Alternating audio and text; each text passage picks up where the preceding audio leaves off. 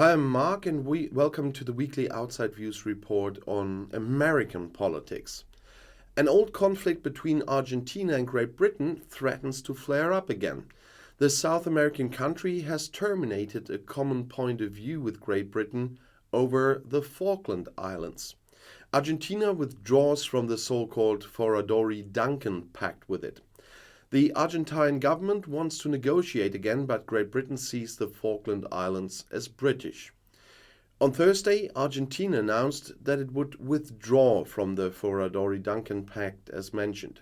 This was announced by Argentine Foreign Minister Santiago Cafiero on Thursday after a meeting with his British colleague James Cleverly at the G20 in New Delhi. The Argentine government wants to negotiate the sovereignty of the Falkland Islands again and therefore propose a meeting with British representatives in the United Nations headquarters in New York. But James Cleverly promptly countered. "The Falkland Islands are British," he wrote on Twitter. "The locals have the right to decide on their own future. These had already decided in 2013. With about 99%, the inhabitants of the Falkland Island voted to stay British overseas territory. The Foradori-Duncan Pact is a joint statement from 2016 which regulates the promotions of gas and oil as well as shipping and fishing around the Falkland Islands. From the perspective of the current Argentine government, the previous government went too far. The Falklands Islands have been under British administration since 1833. In 1982, Argentina attacked the islands. After the Argentine armed forces had to accept a number of defeats during the 72-day war, both sides signed a ceasefire. Argentina continues to claim the islands called Malvinas there. The UN Committee for Decolonialization adopted a resolution in which Great Britain and Argentina asked for negotiations. After the discovery of oil and gas deposits around the islands, the conflict has tightened again. US President Joe Biden wants to make Deputy Minister of Labor Julie Su the head of the US Ministry of Labor. This was announced by the White House in Washington on Tuesday. The previous incumbent Minister of Labor, Marty Walsh, announced his retirement in mid-March. He becomes a board of directors of the North American ice hockey profile, the NHLPA, as the organization announced in mid-February. Sue had spent her life fighting for employee rights and equal opportunities, said Biden, according to the announcement. She was born as a daughter of Chinese immigrants in the United States. The US Senate must agree to the presidential nomination here as well. Mexican President Andrés Manuel López Obrador caused irritation last weekend. He shared two photos on the social networks that were taken on the Mexican peninsula Yucatan. Engineers are currently on the island to build a tourist train. It's a favorite project of the president. Nothing is surprising at first, but one of the two pictures made countless comments on Twitter. According to Obrador, a forest elf can be seen in the picture. The picture was taken 3 days ago before publishing by one of the engineers, Obrador claimed. "It seems to be an elixir," wrote the president and added, "everything is mystical." A tree can be seen in the photo, which was apparently taken at night. A figure seems difficult to crouch on it. If you look closely, it seems to be a branch and two stars that just look like eyes. Several users on Twitter used the post to allow themselves a joke. "It's a raccoon with a bag on her head," wrote about a user. However, some users also commented that the photo was plagiarism and have made the round on social networks several times. Accordingly, the picture with the mythical creature in the tree has already appeared in Thailand and Indonesia. "This engineer fooled them," wrote a user. The photo was first published in 2021. Obrador himself no longer commented on his post. According to traditional Maya beliefs, elixirs are small, mischievous forest spirits who live in forests and fields and like to play pranks, for example by hiding things, or something like gremlins then.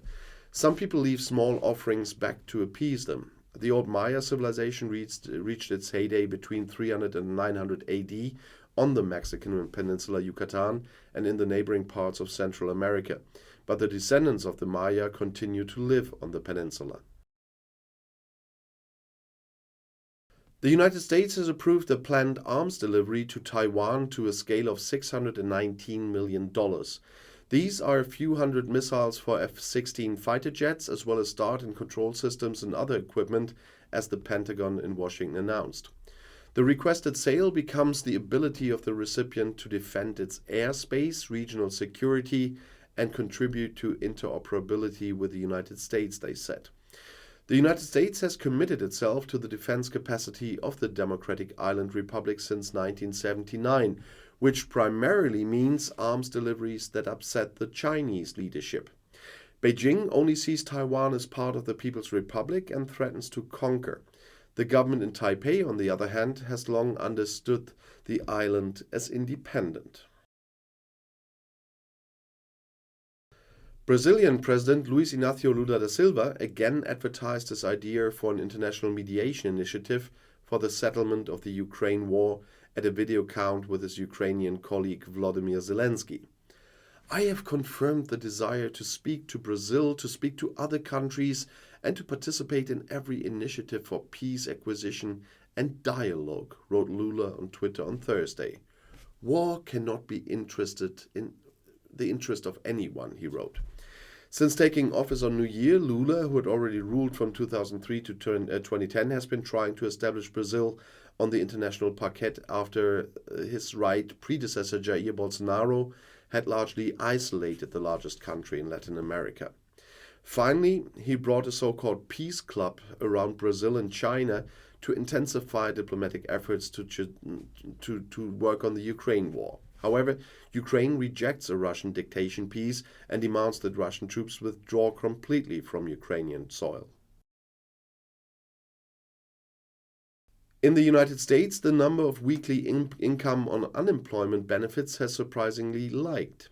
In the past week, they went back to 190,000, that with around 2,000, as the Ministry of Labor announced in Washington on Thursday. On the other hand, an average increase was expected to kind of 195,000 benefit applications on the financial markets. At the end of January, the number of applications had temporarily fallen to about 183,000, which corresponds to the lowest level since April 22. The number of benefit applications has been less than 200,000 for 7 weeks now. Values below this band are considered very low level. A weekly initial application are timely indicators of the American labor markets. After the first bird flu case in a breeding company for chickens, Argentina has stopped exporting poultry and eggs for the time being. This corresponds to international standards and should stop the further spread of bird flu, as the Agricultural Health Service, the SENASA, said on Tuesday. Since the bird flu does not spread through the consumption of meat and eggs, the manufacturers could continue to drive away their products in Argentina. Previously, a case of bird flu was registered in a breeding operation for chicken in the province of Rio Negro. So far, there have only been cases in wild animals and pets in Argentina. The sale of living birds had already been banned last week. A spread of the plague to commercial animal breeding could cause great economic damage. In the United States and Canada, government employees have to delete the Chinese social media app TikTok due to security concerns. In the United States, government employees are given 30 days to ensure that the video app on service cell phones and other devices is no longer used, according to the government of US President Joe Biden, that said that on Monday. The ban already applies in Canada. Employees of the EU Commission also no longer use TikTok on service cell phones. And this concludes this week's video on American politics. I'll see you in my next video. I'll be back.